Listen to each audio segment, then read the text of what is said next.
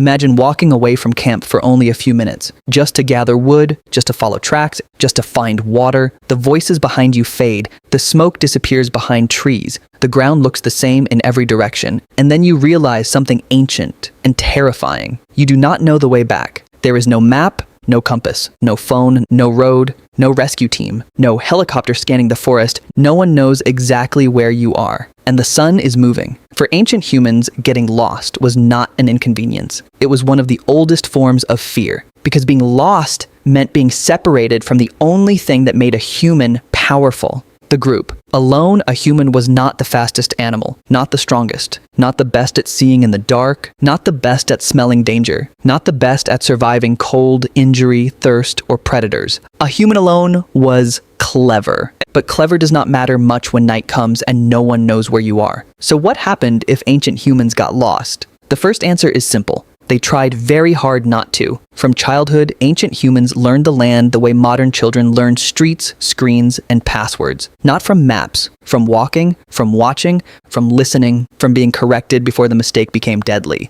A child learned which hill meant camp was near, which tree marked the bend in the river, which rocks held heat after sunset, which plants grew close to water, which bird calls meant open ground, which silence meant something was wrong. The landscape was not empty space. It was a memory system. Every feature had meaning. A broken tree, a termite mound, a line of hills, a patch of bitter plants, a place where animals crossed, a place where someone once died. To us, the wilderness looks random. To them, it was full of signs. Ancient people did not navigate through nature. They navigated through a world of remembered relationships. This ridge leads to the water. That stream bends toward camp. Those stars rise in the dry season. That mountain is behind us when we travel east. That smell means wet ground. That smoke might be ours. That bird is following animals. That silence is not safe. Getting lost happened when that web broke. When fog covered the hills, when rain erased footprints, when fear made someone run in the wrong direction, when a hunter followed wounded prey too far, when a child wandered after berries, when an injured person fell behind, when night arrived faster than expected. And once the person realized they were lost, the most dangerous enemy was not always hunger, it was panic. Panic makes people move too much. It makes them choose without thinking. It makes them turn one mistake into 10. A lost person might walk in circles, follow the wrong stream, climb the wrong ridge, cross a place they should have avoided, leave tracks too scattered for others to follow. Ancient survival began with one hard command: stop, listen, remember. Where was the sun when you left? Which way was the wind moving? Was the ground rising or falling? Did you cross water? Did you hear people? Did you smell smoke? Did you pass a strange tree, a rock face, a dead animal, a nest, a bend in the trail? The mind had to rebuild the path backward, not as a map on paper, as a chain of moments. I stepped over that log, then I crossed soft mud, then I heard birds, then I saw the hill, then I turned. If the chain held, the person might make it back before dark. If it broke, the world became much larger. The next strategy was to find something that could not move. A river, a ridge, a coastline, a mountain, a valley. A familiar star pattern after nightfall. Landmarks were ancient anchors.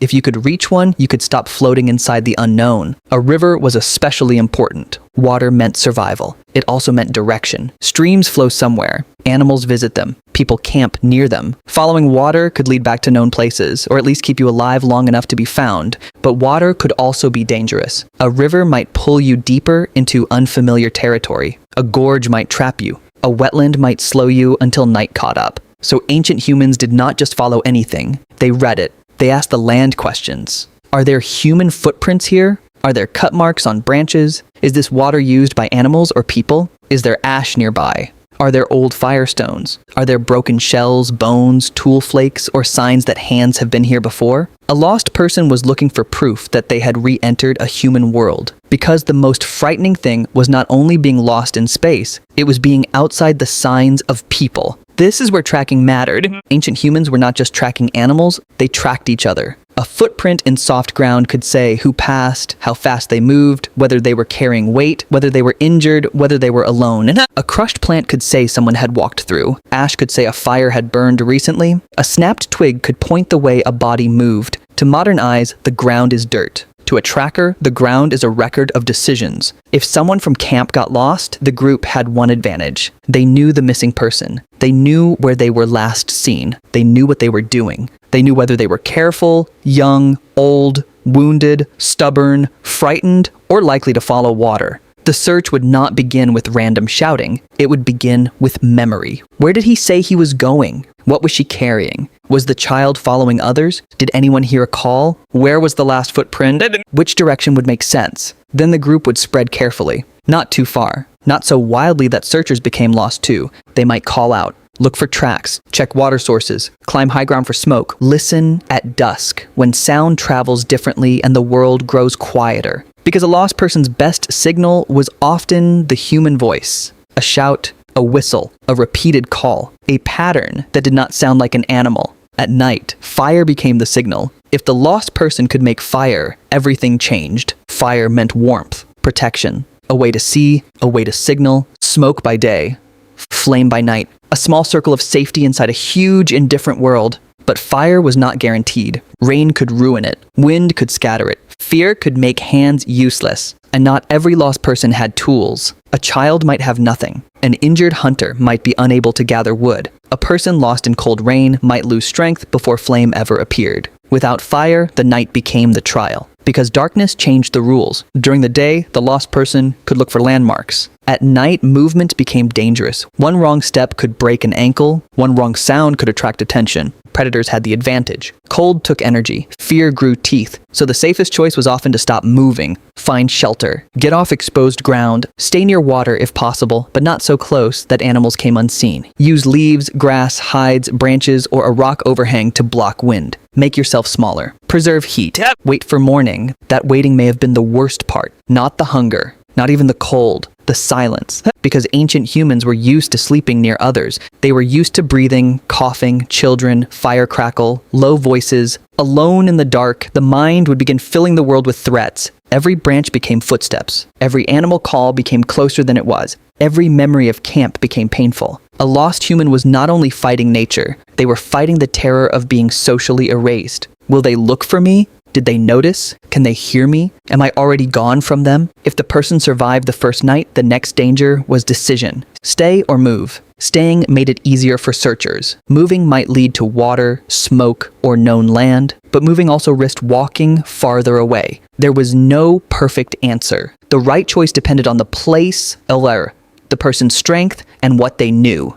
An experienced adult might climb high ground, identify a ridgeline, and correct the route. A child might stay hidden from fear. A wounded person might crawl toward water. A panicked person might keep moving until their body failed. That is why knowledge was life. Not general knowledge, local knowledge. The kind learned over years. Where the sun sets behind a certain hill. Where the river bends. Which valley echoes. Where edible roots grow. Which insects mean water nearby. Which animal tracks lead to open ground. Which direction storms usually come from. The ancient world rewarded people who paid attention, and punished those who did not. But sometimes even knowledge was not enough. Rain erased tracks, fog swallowed landmarks, snow covered the ground, desert heat distorted distance, dense forest hid the sky. A person could be skilled and still vanish. In those cases, the group's response mattered. If the missing person was valuable, loved, skilled, related, or simply known, the search could continue. People might delay moving camp, risk time, risk food, risk their own safety. That tells us something important. Ancient humans were not just individuals surviving alone. They were search and rescue systems made of relatives and memory. Before emergency services, there was kinship. Before coordinates, there was the place where we last saw him. Before radios, there were voices across the trees. Before flares, there was smoke. And if the lost person was found alive, the return would not feel small. They would cross back into sound, into smell, into firelight, into hands touching them to check if they were hurt, into anger, relief, laughter, tears. Because being found was not just being rescued from the land, it was being restored to the human circle. But if they were not found, the group still had to make meaning from the disappearance. A missing person is different from a dead person. There is no body, no final proof, only absence. Their tools might remain. Their sleeping place might stay empty. Their name might be spoken near the fire. Children might be warned. Do not go beyond that ridge. Do not follow tracks alone. Do not leave after sunset. Remember what happened. In this way, getting lost became part of culture, a story, a warning, a rule carried forward by fear. One person's disappearance taught the next generation where not to walk. That is how ancient humans survived. Not because they never got lost, because the lost became lessons. Every dangerous valley gained a story. Every safe path gained importance. Every child learned that the land was not just beautiful. It was watching, and it did not forgive carelessness. Today, getting lost often means losing signal, a wrong turn, a dead battery, a blue dot spinning on a screen. But for ancient humans, getting lost meant the world had stopped recognizing you. No path, no smoke, no voices, no proof that your people were near. Only your memory, your body, the sky, the ground, and the shrinking light. So what happened if ancient humans got lost? Sometimes they found a river, sometimes they climbed high enough to see smoke, sometimes the group found their tracks, sometimes they survived the night and walked back at dawn, sometimes they were found days later, starving, silent, and changed, and sometimes they simply became a story told to children beside the fire, a warning folded into the dark. Do not wander too far. Watch the sun, remember the ridge, listen for the river, and when the voices of the camp begin to fade behind you, turn back before the land forgets your name.